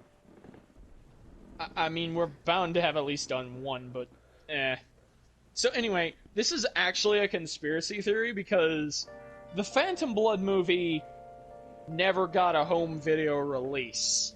Mm-hmm. It got it got, as far as we know, like one theatrical release. We should probably and then specify what we're talking about. I think it's pretty... Okay. I think it's pretty obvious, but, you know. So for those of you who are unaware, Hidehiko Araki is the author of the JoJo's Bizarre Adventure franchise. However, in 2006, to celebrate the birthday of JoJo, they decided to make an animated movie about the Part 1 Phantom Blood. Mm-hmm. This movie was to recap the events of Phantom Blood and tie it off with a nice little bow. As you could probably tell, that did not happen. The movie was actually a complete dumpster fire, and then managed to disappear from the face of the earth without getting a video release or a Western release. All we have is 15 minutes of footage and the trailers. Okay. As well as some artwork and that one PS2 game. That actually is where we get most of our information from. See, actually, little known fact. Phantom Blood is actually a Rocky's life story from the perspective of his annoying adopted brother. Yeah. However, his annoying adopted brother did have a pretty awesome grandson, not gonna lie. However, unfortunately, Araki did have to at least fluff up some of his life story, specifically in part 3 because he thought his massive orgy lifestyle would not translate very well to manga. Yeah. So what happened was, he was like, I got this. You know my stepbrother's great-great-grandson? Yeah, Jotaro? Yeah, we're gonna have him kill me. That way no one catches on to the fact that he is Dio. Right. I already figured it out. It's too late. Yeah. And as for Rohan Kashibe being him in part 4, he did in fact move to a town called Morio, but he was not Rohan Kashibe. He was actually Yoshikage Kira. How do you think he does the monologue so well? Interesting. What if, like, instead of Morio, it was more Oreos? Yeah, it was like more Oreos. Turns out my buddy Soul here is actually the mayor. Hey. You've come too close to the truth. You have to be eliminated. But what do you think of Rocky being immortal? It's like similar to the Keanu Reeves. Don't get me wrong. I don't think that Araki is immortal. Yeah. However, where I believe that Hidehiko Araki is actually chaotic evil, basically, Araki might be the Antichrist. Okay. But Keanu Reeves is actually just the second coming of Christ. Okay. It's gonna be an epic battle. Gonna be filmed by all of those epic gamers out there. Sorry, I'm trying to be hip and cool with the kids. Saying things like, yo, what's crackin', my dog? The kids still say that, right? Yeah. I'm not old, am I? No, not at all. I don't want to be old. I'm older than you, so.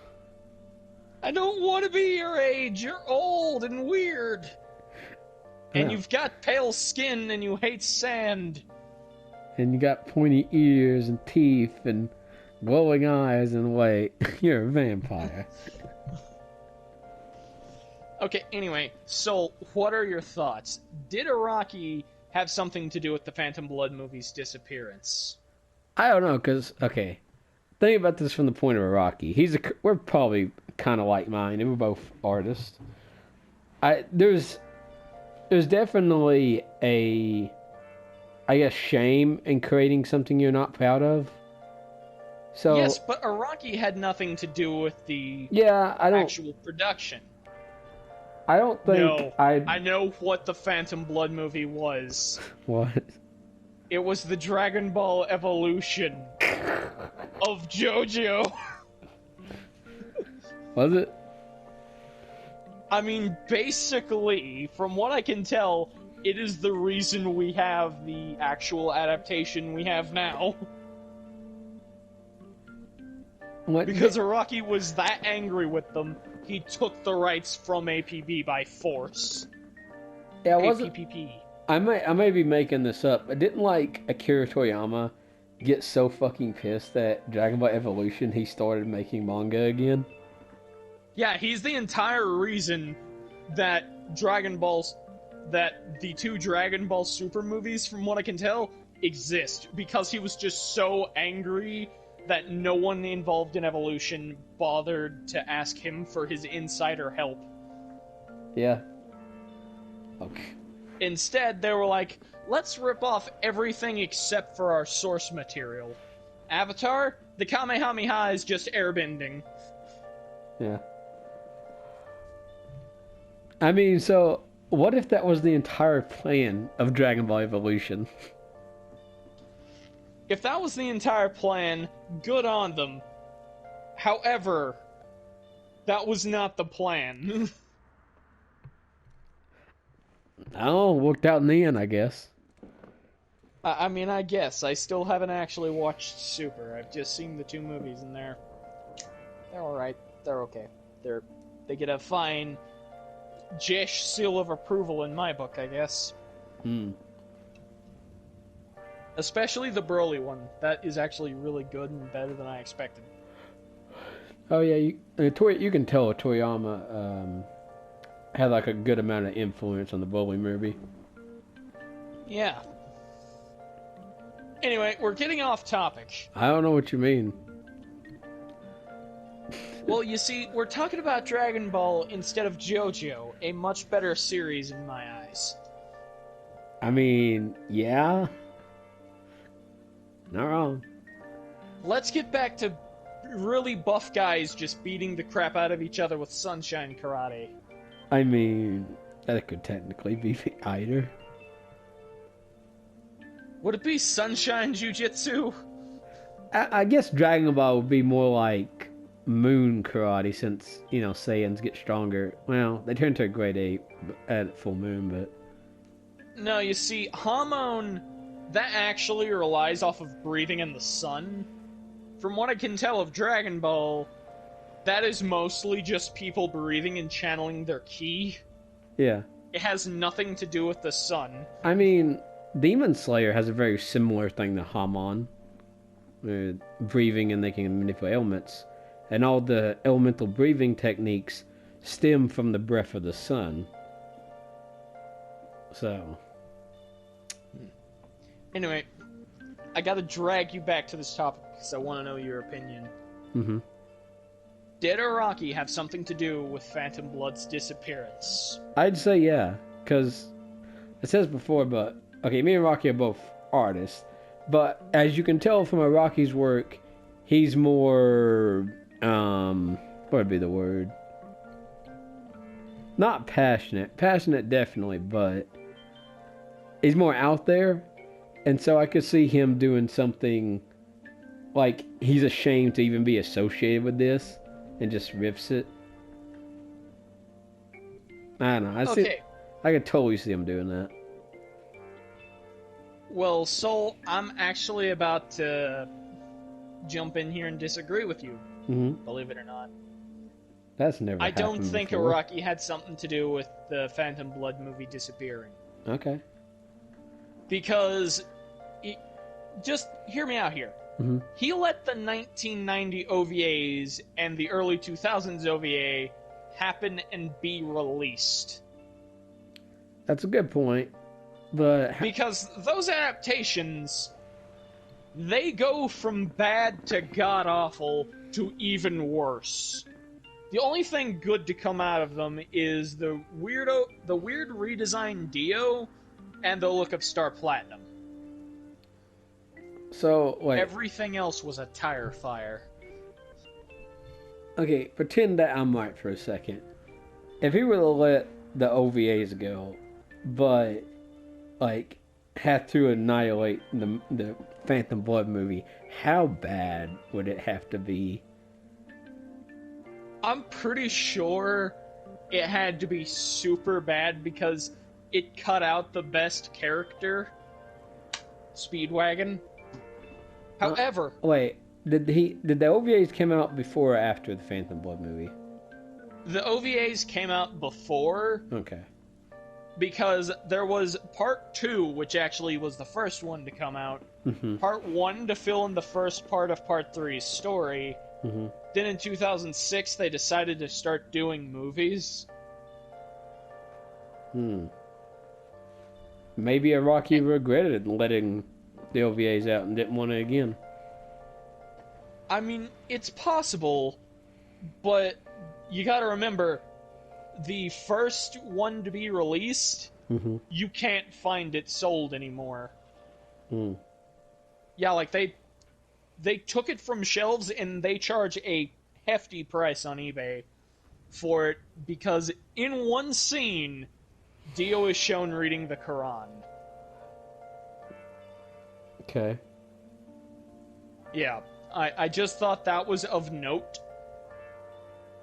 Because, don't get me wrong, I like a lot of the animation in the OVAs. You would? Yeah, like, they're more hand-drawn, where the newer OVA, the newer Stardust Crusaders anime is a lot more Better. computer-drawn. I think the word you look for is better. No, hear me out here. I despise Part 3 with a passion, okay? Okay. Part 4, 2, 1, and 5 are all better than Part 3. Part 3 is terrible. Yeah. I mean, the animation is... Okay. Okay, wait. Story of the animation. I like the animation. Yeah. I despise the story. Okay. That's fine, because I think it... However, I just like some of the animation in the OVAs better because they feel a lot more smoother. I can guarantee they're not. No, like, there are some that are, but most of it is not. Like, there are very few frames that I'm like, oh yeah, that was better than the 2013 Crusader. Hey Josh, I'm going to say this and only you'll get it. But with how much you like to have very specific opinions, if the month of February became a person, I'll just give you that. Ow. Yeah. That hurts.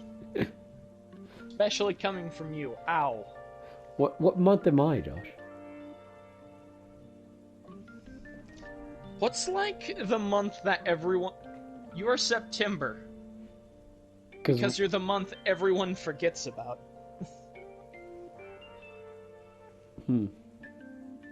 Okay. I was going to say it's because I don't wake up. Wake me up when September ends. Yeah. Anyway, on to our next subject, because as much as I would love to keep talking about JoJo and animation, and have you tell me I'm wrong about my correct opinion... I mean, I think I know a little bit more about that than you. I'm just gonna be honest, it's more pleasing to the eye sometimes. However, Yeah, I will you need give to get your eyes checked. Yeah, because I will give... No, but I will give 2013 this. Mm-hmm. The one thing I like about it a million times more than the OVAs, number 1, color. Number 2, better writing. Number 3, Polnareff. Okay.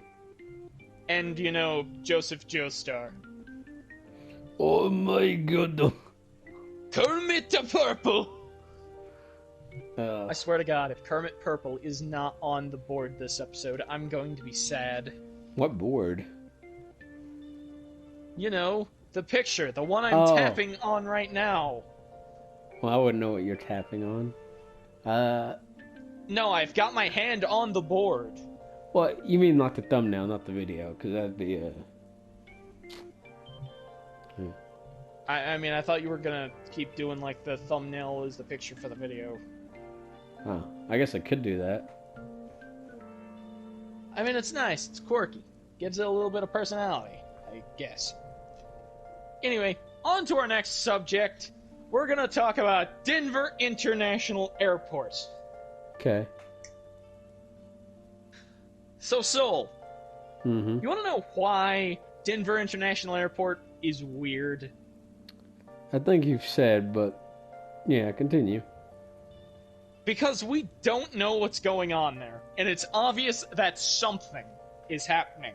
Where the fuck is Denver anyway? What? Where is Denver? I actually don't know.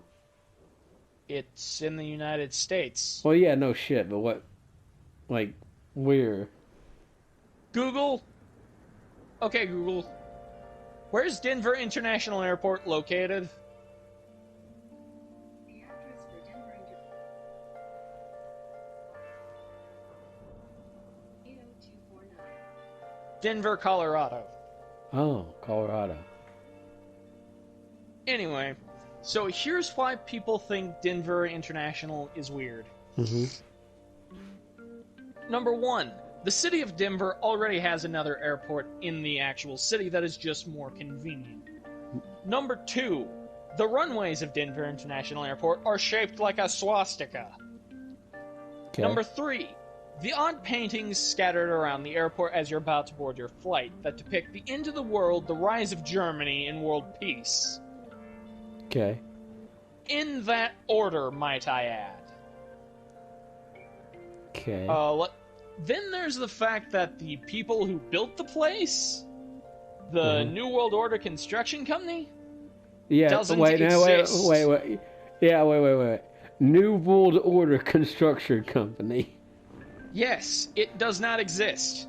I would hope so. And it has the Freemason symbol on said plaque. Well, yeah, a lot of things have that. There's like a Mason Lodge in town, and like a gym that has it on it.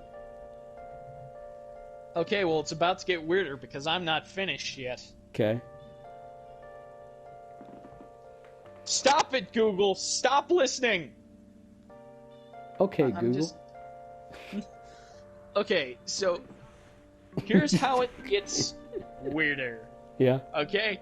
Because what ends up happening is the place actually has 24 more stories under the airport that no one knows what they are, what they're doing there, or what they're for. Wait, there's like a confirmed 20 more floors under. Like, what?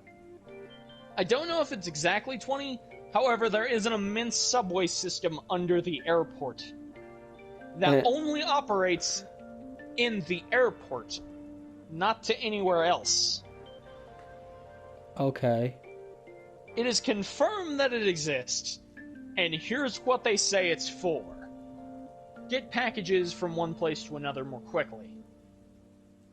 Okay. That explains about 8 of the passageways, not the other how many ever there are. 12. Well. Yeah, not like the other 12.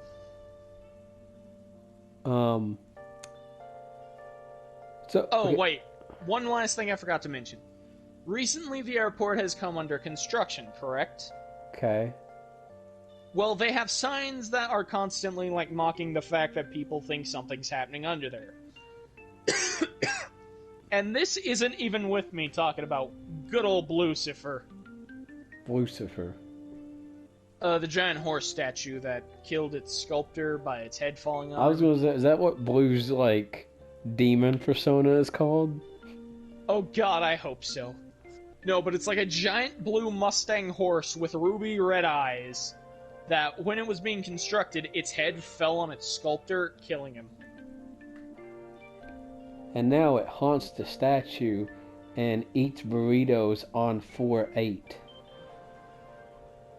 I don't know if it actually does that or not. I hope to God it doesn't.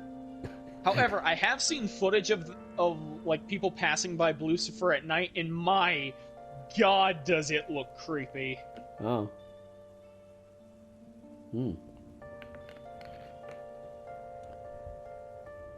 So. What are your thoughts? I'm still on 20 subterranean floors. Yes. All for packages. What? Just moving packages. So, okay, so 20. Okay, they know for a fact that there's 20 subterranean floors. Yes, people have seen the blueprints. It's public knowledge. And how often, like, how busy is the airport? I don't know, however, it is like the largest airport in the country. Okay. A lot of things wrong with this. Okay, well, pack up. We're going on a trip. Oh, no. Maybe after we go to Point Pleasant. Point Pleasant at the moment is more important. But catching Lucifer, sounds way cooler than catching the Mothman. No. You see, we gotta work our way up here at Jeshua's Mystery Inc. That's or not Crimson Inc. That's not what we're calling it. That's what we're calling it. I'm gonna get a bumper sticker, slap it on Speedwagon, and in the video it's gonna be like Crimson Inc. Well, okay, I'll take Crimson Incorporated. I'll take that. Yeah, Crimson Inc. There we go. I think. And we're gonna ride that bad boy all the way to Point Pleasant. I probably. Speaking of, keep an eye out for that video for us. That might be a thing that happens. Who knows? Maybe. Maybe call it a face reveal. I don't know. No. But what will happen is we gotta work our way up slowly. So here at Crimson Inc., we pride ourselves. Yeah, I know. I started it. Man. I fucking started it. No. You started a cult. I refined it into a corporation. It's not a cult. It was a cult. I'm still. You tried to have us drink Kool-Aid. Hey, the Kool-Aid was good. It was poison. Ever heard of Heaven's Gate? Well, actually, it was Stein's Gate, but moving on. Oh. Topical humor. I've got it. Sure. Okay, So, Gamma. yeah. It's like, okay, Gamma. I am the Alpha and Omega. No. I am Legion. He was Faz Legion. Oh, shit. Ah, God! Slightly damaged on the psyche. Ah! Okay. But yeah. Other thoughts on wonderful Denver International? By the way, save your video clip before you do this. Yep, I was about to do that actually. Airports. I I must know. I think I explained some of my thoughts, but I could sum it as, what the fuck? Yeah, it's like there's so clearly something going on there. Yeah. Like, I kind of buy the theory from that most people present, as in, it's a safe haven for Armageddon that the elites of the world, if at all possible, will be transported there. I mean, okay, I don't know if the first place I want to go in the apocalypse is Denver, but, you know. No, but it's like, it's... The thing is, Okay, wait, it's Josh. practically a giant doomsday prep bunker. Okay, but just think about it from this point of view. You're rich, you know, you can go anywhere. You know, you get some heads up the apocalypse is gonna happen. Where Let's do you... go to Denver. Right, where would you go? Not fucking Denver.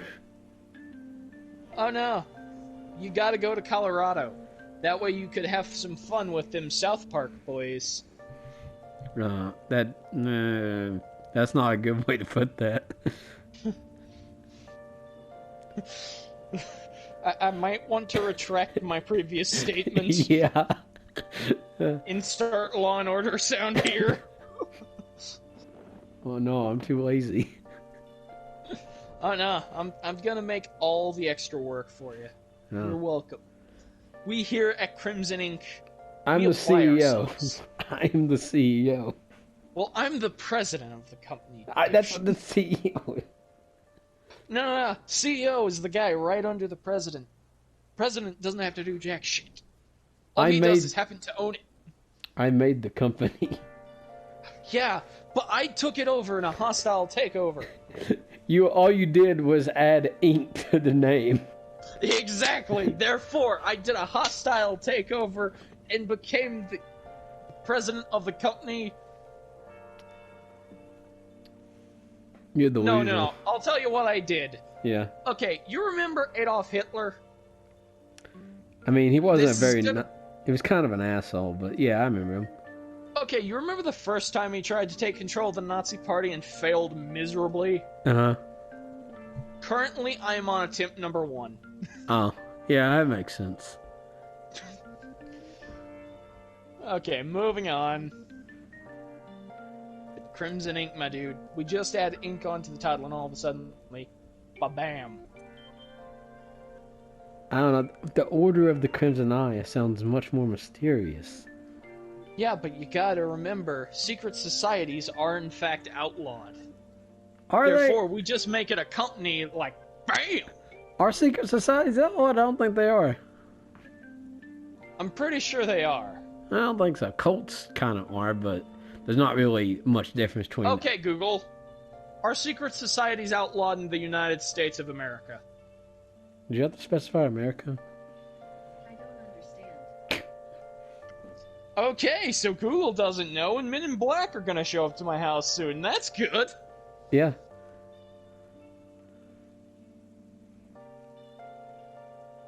Anyway, I'm pretty sure they are. But hey, we just slap ink onto the end of it. All of a sudden, we got ourselves a company. We're gonna be millionaires. I mean, yeah, sure. That's just how it works. And I will be the president of this company. You can be the CEO. I'll let you be my Okay. secretary. What? No. I'll let you be my. I'm sorry. Now you see, I'm the president. Let Matthew be the secretary. Jeez. Matthew's the janitor. Nah, dude, he's got to be the secretary. I mean, somebody's got to be a janitor, so sorry, Josh. You know what? I know what we need, Soul. What? We need a pothead and a talking dog. I That mean, way we could be Scooby-Doo. I mean, I don't know. You're kind of a Mongol, so. But I am not like Attila the Hun. I am not a mongrel. Okay. Anyway, so next thing we're gonna bring up is the fake moon landing. Because we're gonna skip a few because we're kind of pressed for time, and the ones I skipped. I mean, we really are. We've gone over 2 hours, and Yeah. I mean, I don't want to put forth like a 3-hour video. Well, it's not being on your channel. I know, but I feel like you wouldn't want to do like a 3-hour video. I feel like that would take even longer than it would normally. Yeah, maybe. So let's finish off with one of the most famous ones that is a bit lighthearted. Uh-huh. You remember the moon landing? No, Josh. You remember how... Oh. Well... That was sarcastic. Oh, okay. Well, you remember that America, after landing on the moon, was like, oh yeah, we won the space race, hurrah, America, and all that, right? Yeah. What if I told you that the moon landing was faked? I'd say you sound a lot like my high school English teacher.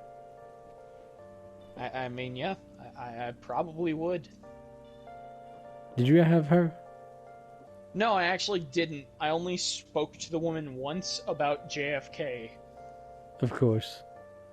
Speaking of, I might actually upload one of my old high school film projects because I'm actually kind of proud of it. Not gonna lie. Okay. Anywhooser. Yeah. So, the theory goes something like this. We filmed it in Hollywood, Mm-hmm. and the reason we can tell this is the lighting. Mm-hmm. Because in space, there would be no light. Well. Oh, no. There's more. But wait! There's more! You see... Mm-hmm. One second, gotta catch my breath, getting a little dry-throated here. Yeah. That tends to happen to people I'm with.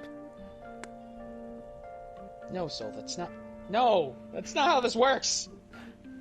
Anyway, so what happened to this good old moon landing? The second and most damning evidence that people claim to have, we couldn't hear them because sound doesn't transfer in space. Okay. What are your thoughts? And I will then explain. For one, the sun exists. I don't know if this is prevalent, but the sun exists. No, their theory is the sun's light would not travel that far in space without atmosphere. Keep in mind, most people that believe this are also the kind of people that believe vaccines cause autism. Just gonna throw that out there. Yeah. It's already not really the sharpest tools in the shed. Two, sound, while not very prevalent in space, it would still go with inside the fucking helmet.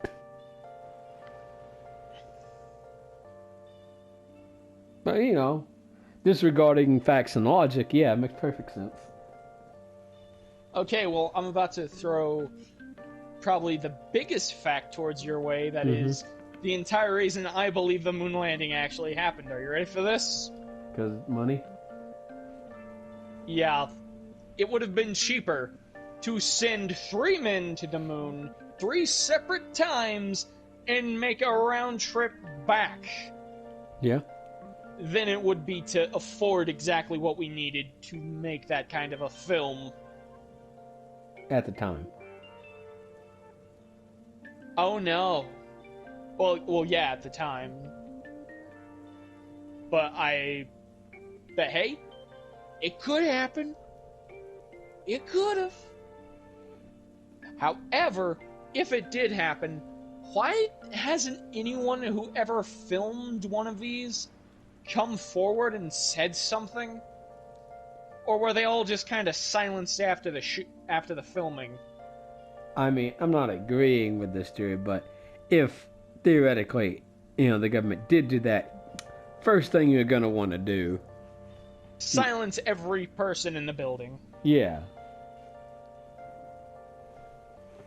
But it's the fact that so much was involved in trying to make this theory even slightly make sense. It just falls apart on its face. And then backflips on its neck. Kind of impressive, but... I mean, it's impressive with the leaps in logic you have to make, but it's still just uncomfortable to watch. Kind of like someone doing a backflip on their neck. I mean, it's impressive, it's just uncomfortable. They're also probably dead. If you do a backflip on your neck, that's gonna snap. I mean, duh.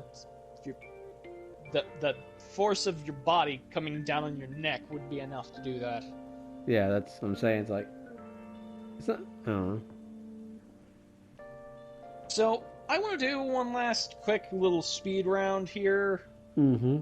And I've already explained to you what each of these are, because since we've had to cut these, I at least want to let the audience know what all we cut, and our very quick and snappy opinions on them for a lightning bonus round.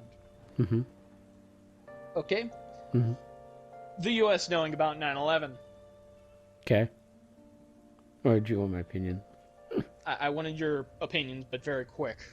Well, I'm just gonna take the longest time. Sure, why not? No, like, what are your... Okay, so you think we knew? Sure, why not? I mean, I think we knew because we were threatened about it. That's my main reasoning. I think it was more incompetence and pride that we kind of let it happen. Remember when Iraqi predicted 9/11? Oh yeah, I remember that. And then when asked, was this an actual prediction, he just responded, "Why did I draw this?" I mean, that's what most people say when they predict the future. Yeah. Okay, so next thing up, global warming. Shocker, but global warming's real. Yeah, our ice caps are turning into ice water, people. Yeah. Okay, next one, vaccines cause autism. No. Yeah, they don't do that. Science! Okay, video games cause violence. No. At worst, I think they just kind of desensitize you to blood. I don't think they're actually gonna make you go out and kill someone. At worst, you're gonna be able to watch horror movies now. Yeah, it's like... I guess there's a argument for interactivity, but it's really no worse than like you would get like from a horror movie. Like, I think, like, at worst, all video games do to you is desensitize you to blood, violence, Yeah. So basically, you're going to be able to watch Final Destination and be fine now. So everybody knows, you start playing Tomodachi, and next you're shooting up a school. That's just how it works. Yeah, there's like no in between. You go immediately, and you're like, well, about to send everyone to the Shadow Realm, Jimbo. You just want to play Animal Crossing, and next you're just stabbing this guy in the neck, Yeah, I'm gonna make him turn over a new leaf. Okay, then the other two are Aliens and the Base S9. Aliens is pretty broad. I guess. Yeah, it's like, sum up, they're real, but not like most people think. yeah, I doubt we'll come in contact with them in our lifetime, but I believe they're out there somewhere. As for the secretive Base S9... Actually, you said something about that, but I don't remember what it was. Okay, S9 was actually something I saw in Ancient Aliens when I was, like, a really small child, so I might be Is Ancient Aliens a show with that guy with the hair and his hands? Yeah, and it's like that one aliens. guy that's like, aliens! Oh, yeah. Okay, so the theory is we don't store our alien stuff at Area 51, but actually a base called S9. Area 60. I was like, Area 69. I think if we actually have a place where we store alien aircraft, no one's going to know about it. Like, we're gonna keep that stuff under wraps. Area 69, though. Yeah, GTA San Andreas did it first. They developed a jetpack.